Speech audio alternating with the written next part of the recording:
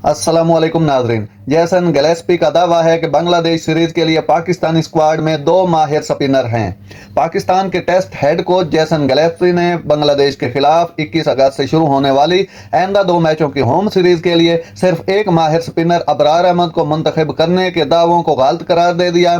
Gillespie ने इस बात पर जोर दिया है कि पाकिस्तानी स्क्वाड अच्छी तरह से मुतवाज़न नजर आ रहा है और सलमान अली आगा को माहिर स्पिनर के तौर पर दावा करने से पहले अबरार को एक पुरजोश नौजवान टैलेंट करार दिया। आप जो चाहे देख सकते हैं, लेकिन शुरू करने के लिए मुझे लगता है हमारे पास 2 खास स्पिनर हैं। सलमान अली आगा एक माहिर स्पिनर के तौर पर दर्जा बंदी करने के लिए काफी अच्छे हैं। मैंने जो देखा है इसके पास ऑफ स्पिन के साथ बहुत ज्यादा सलाहियत है।